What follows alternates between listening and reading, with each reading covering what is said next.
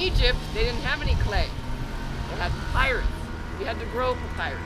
You had to properly fix papyrus. You had to get the ink. You had to grind the stone to make the ink. Your ink ran out.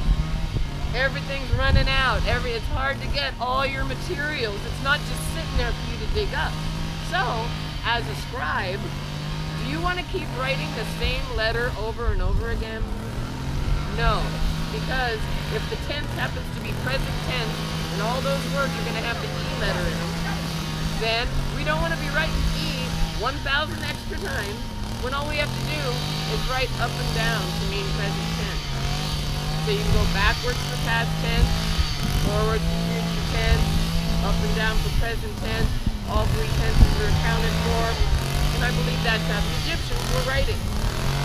Now, take that back to Hebrew, and if the Hebrew people were writing in that same way, and that's how Moses wrote the book, and that's how Moses wrote the book, then,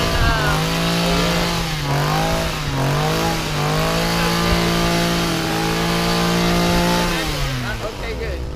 So if that's how Moses wrote the book, was with directional tensation, that's what I call it, and then Moses died early because he broke the rock, got in trouble, wasn't allowed to go into the promised land, had to go up on the mountain and die.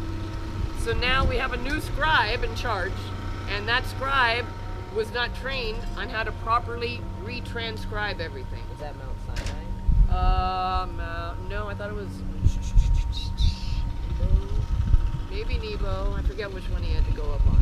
But he was allowed to look at the promised land only and not allowed to go in. I thought that was so sad. Oh, that's what you were talking about earlier about on the mountain, but it was actually, you were talking about when he was getting on the water. Oh yeah, when he was going on the water. Oh, so you're talking about the actual tablets. Yeah. Yeah, no, see, this is the thing. Those tablets went into an ark box.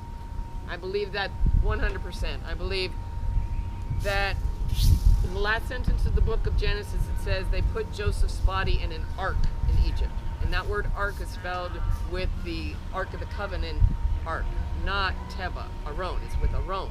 Well, Aaron and the whole rest of the Bible is only the Ark of the Covenant. Teba is the Ark of Bulrushes or Noah's Ark. That's the all-purpose word for box in Hebrew. But if you go to a rabbi and say, why is this word here? It shouldn't be here. They say, oh, they just mean box. And I go, well, then why didn't they just use Teba like they do when they use box? No, it just means box. Don't worry. That's because they were trained when they were 13 and they never ever asked the question. I don't know. Then their geckos take over or whatever. But they have to believe that. That's fine. I don't believe it for 1 second. Of the 202 times that the word Aaron is used in the Bible, I believe 202 times they're talking about the same ark. It has nothing to do with any other type of box. When they translate it as chest, I believe that's mistranslation as well. And one of the times that they mistranslated as chest, they bore a hole in it. And I believe this thing is definitely radioactive. All the problems that happen when God speaks, they're calling this box God. When God speaks, there's a nuclear blast. And people die of radiation-style poisoning. And you just go to Deuteronomy and look at the list of things that go wrong when God talks. And it's the exact same list of the things that went wrong in Hiroshima after the bomb drop. So, you can be, lame, or you can go check and see what I just said. Because guess what? Some people say, what Bible are you talking about? Because when I start talking about the Bible, I bring out the real stories. There's real stuff in here that you got to go, wait a minute. Where was Abraham saying that he had to go back for the funeral? Because I'll tell you where he was saying. See, people don't read the Bible right. They don't look for the hidden clues in because they gave us all kinds of things to look for in the Bible. And okay, how are we doing on time? Because if it's time to wrap up, I want to wrap up with a question. Are we good? Can I give you the question that I want to send you to Panama with, and then when you come back, you will have already Googled it and you'll let me know? Omar, how we doing? Okay. This is the question. This is the question. This is going to put you into the Bible. This is going to make you study. This is going to make you, all I want to know, true from your heart, did Samson tell the truth the 4th time? You don't know what I'm talking about. Most of you don't know what I'm talking about. That's okay. It's very pivotal. This has to do with Jesus. This has to do with Jesus, and you don't know why yet. And it's a journey. It's an answer. But I would love to find out that other people actually took the time to go check and read the story of Samson. Judges. You go to Judges and read that story. You'll have to go to Numbers and read about Nazarites. That's involved. Okay, then you go to Amos, read a little bit more about Nazarites. Follow the word. Follow the word Nazarite. Follow it. And then just let me know about, from your heart. From your heart, did Samson tell the truth the fourth time? Can you do that for me? Yeah. So what I'm signing up for is just one answer. Did he tell the truth the fourth time from your heart? Is a search. But that answer to that one little question, do you believe he told the truth the fourth time? Because it's like you read the story and you go, huh. I don't think I would have told her the truth the fourth time. I just don't think I would. So, I mean, just as a human being, if you read the story, did he tell the truth? That's what I want to know, if you believe it. Because I'll tell you right now, there's people who tell you, it's written in the Bible, so it's true. That's not it anymore. We already know. Something went wrong. Things went wrong with those letters. They did things wrong. When they retranslated, they wrote all in the past tense direction. And that's how the Torah became a jumble of letters. Because if you're writing all to the left in the past tense direction, let's go check what Jeremiah says. Jeremiah says, when I took you out of Egypt, I was your God, you were my people, but you went after the imaginings of your own heart and went backwards, not forwards. That's a direction. I'm taking that as a direction of writing. If he took, and because what is Jeremiah saying the whole time? Scribes are liars, scribes are liars, scribes are liars. He's not saying they're lying about taxes. He's not saying they're lying about prophecies. He's saying they're lying about when they came out of Egypt. And what he actually said they were lying about was asking for sacrifices of animals. He said, that's not what I asked you for. He said, I will be your God, you will be my people, and all will be good. Instead, you guys are sacrificing animals, because that's what they did in Egypt. Because see, basically, I think what happened was that poor scribe, Moses is gone, he can't ask anything, he writes everything to the left, he doesn't know what the heck he's reading. The only things that would have survived intact would be things that were originally written to the left, which would have been, in the beginning, God created the heaven and the earth. That's why you can find that in so many other locations throughout scriptures previous to that. And so, let's say the king goes to the scribe and says, what does this book say? And you're the scribe, and you don't know what the book says. And he says, if you don't tell me what this book says, I'm going to kill you and get someone who does. And now you're looking at the king saying, I'm going to get that answer for you. And then you're going to go with your friends. You know some stuff about these letters, not very much, but some. These letters are very interesting. Biblical Hebrew is so interesting that the difference between a D and an R is a corner. So you got your D, and then you got your R. They look almost exactly alike. So me as that scribe, if I'm trying to turn any of these letters into anything I possibly can to make the king please not kill me, I'm going to be saying, well, that could be a D, that might be an R, right? So if you've rewritten this book to try and make a guy happy, what's going to impress him? Hearing something that he's already heard, which would be something off the walls of Egypt, because that's where you just came from. He would say, oh yeah, I could see where it might say that. My grandpa told me that, right? So now the king is okay, and you have just destroyed the rule book for the ark that tells you how to run it properly and the history of your people. So, I think that can be recalculated with a computer, and we have those things now. Every one of those letter similarities can be added in, and eventually the computer will go chink, chink, chink, chink, and we'll find a real sentence that sounds something like this. The internal setting for the Ark of the Covenant, if you need to use it as a battery to run a pyramid, is going to be 3.25. Just like we got him over there setting your spark plugs right now.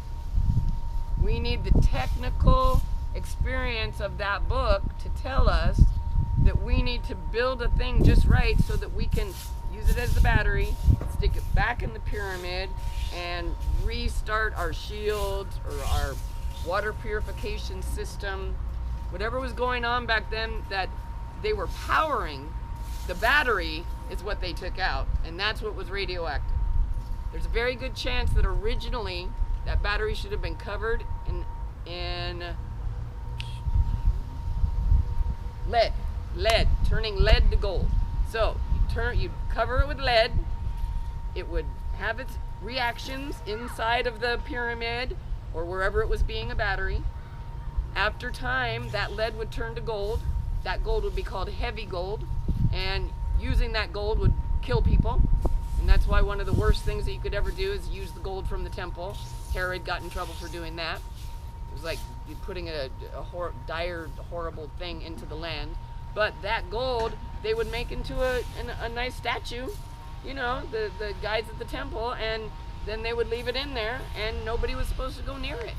And the fact that that got messed up spread radiation throughout, you know, the whole Fertile Crescent, and brought a kind of a bad taste to the mouth of everybody who watched the Hebrew people doing that. That's why they were a scourge to the land. They were bringing, you know, radiation. So how do we fix it? Well, a whole bunch of that's been fixed. But what we need to do, number one, get the book back. There's a book. We need to get it back. Number two, if we need to rebuild the Ark of the Covenant and stick it inside of a temple so that the water gets purified, or there's shields for our planet so we don't get hit by, an asteroid, we need to determine what was this thing running. There was technology back then. Everybody knows it. What was it actually doing? And we need to probably redo that because it was probably a safety measure for our planet in some way. And then, in order to really fix things, once we get our geckos in control, and we learn to use our geckos as teams, and we start to take back the health of the planet, because that's easy, cleaning, and there's certain ideas that are easy, that being healthy is an easy idea. It might take work to make it happen, but the idea is easy. So you clean, you make sure things are getting mineralized properly, the things that make things work on their own. Mineralizing the body enables the body to do what it does. Same with the earth. Remineralize the ocean. Once we started cutting off the rivers, no more minerals went into the ocean. The ocean's dying because it just needs its minerals. Move some silt over there, folks. Put them over the dam, right in there. I mean, back at the time of Herodotus, the Nile River would go out into the Mediterranean, and the silt, or the mud, that level, is what was, that fed the fish, started the mineral chain. You know about Ormus? Yes, I do. But the fact that trail of mud and silt from the Nile went from the Nile Delta a whole day's ride in a ship. That's a lot of silt, and that is currently being dammed up. That's the kind of stuff we need to fix. But Ormus, we're talking about white powder gold. Yeah, that, I did some study on that. I would love to see if people can levitate. I would love to see if there's a magic powder dust that comes off of gold when you treat it in just a certain way. I've heard about it, read about it. I've never used it. And if there are elements that can enable humans to be better immune cells, I'm all for it. So it's obviously worthy of proceeding, and the fact that they wanted gold as a gift in the olden days might be important. Maybe that's why they wanted the gold, so that they could perform that on it, so that they could get it out, so that they could use it. That'd be a reason for asking for gold. And the Aztecs used cacao as gold as well as currency. Oh yeah, that I fully believe. Well, currency is different than what we have money for now. Money right now, money is a magic trick. So whatever they're doing, pieces of rocks and paper, and they aren't getting anything done. All native tribes that use wampum and any type of currency were using it just to get things done, just to keep things organized. If you have money, it means you worked. That's all, which means, yeah, you can trade with us because you're a worker. That's how it should be. If I'm a worker, I should never worry about anything ever. Ever. I should never worry about health care, food, clothing, place to stay, place to get clean, transportation, education, and communication 100% facilitated because I'm a working immune cell and I got stuff to do. That's a fact. That's a fact. That's what the future will look like. Where you get to go do whatever you need to do. You need a plane ticket, then you just call and get one. Hi, I need a plane ticket. I'm going to be going to do a thing. Okay. How many do you need? 1 or 2? I mean, it's all set up right now. That's why I would never suggest starting any type of crazy war battle where you stop going to work. Don't stop going to work. We're fine right now. Our geckos are fine. We're fine. We're nice and chill. So we're chillaxing while we talk about what we're going to do next. Once you have a world goal, then you get your gecko all, you want to get an upset gecko? Yeah, we're going to change the whole world. But guess what? We got 8 billion friends helping. Your gecko settles down and you go out and save the world. This is not going to be that hard. And I think it's going to be fun.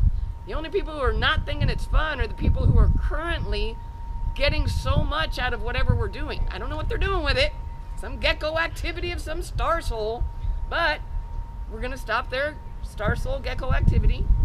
Or probably die trying. That would be sad. Don't kill us. We're nice. We're nice. We just want to save the world.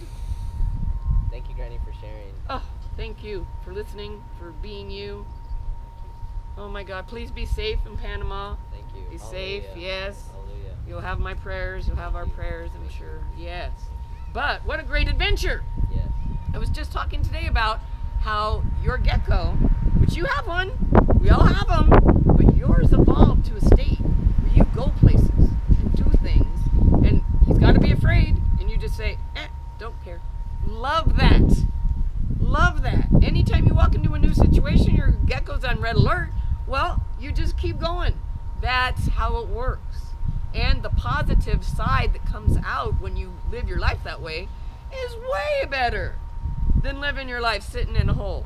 Take a shower, go to work, go to lunch, leave, might go shopping, go home, watch TV, go to bed, wake up, take a shower. So recap.